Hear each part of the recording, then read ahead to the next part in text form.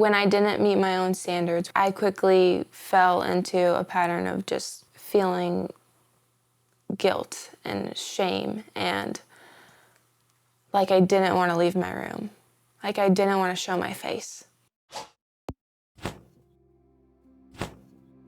So I grew up as a pastor's kid, one of 14 children in my family, me being the third oldest, so I've been basically a mom my whole life. Growing up in the church, there was a lot of unspoken pressure. I felt a lot of pressure to model what a Christian life should be to my friends and be that person for my church and be that person for my community, be that person on my soccer team who was joyful and was the light. And I found myself feeling that pressure build up to feelings of needing to be perfect, to needing to portray these Christian standards. And it led me to almost feel like I was an imposter. I struggled with anxiety and feeling like I was lonely all the time. And I never wanted to be a burden, and I never wanted to disappoint people. So I never came to anyone with the things that I struggled with the things that I wrestled with in my own mind and my own heart. And when I didn't meet my own standards, I quickly fell into a pattern of just feeling guilt and shame, and like I didn't want to leave my room. Like I didn't want to show my face. I beat myself up mentally all the time.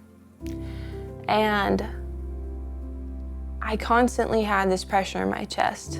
And I know it was anxiety from all of these feelings of guilt and shame and disappointment and the pressure of being this perfect person. And my mom said one day to me, "You were always so bright, and you always had such a bubbly spirit, and I don't know where that Evalin went." And that hurt. It hurt, and I knew that she meant that out of in the most loving way and from the most caring and concerned place in her heart for her daughter. And I didn't understand what grace was. I couldn't give myself grace because I thought that was letting myself go. And I didn't understand fully what it meant to be forgiven of my sins and how a God could forgive me time and time again. And I sat, tears running down my face in my room one afternoon after class.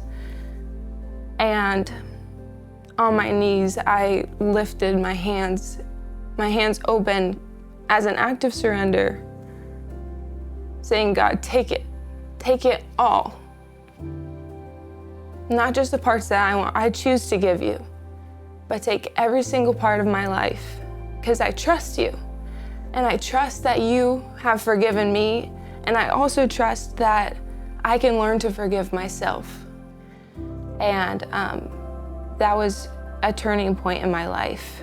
And ever since then, I've been learning to find my identity in Christ and who He says that I am, and learning to live in the peace and the joy that He brings me, and not finding my sense of securement and fulfillment in the things of this world, but in the things that He provides for me through His strength and not my own. So I released the control of my life to the Lord. And yeah, I've never been the same since then.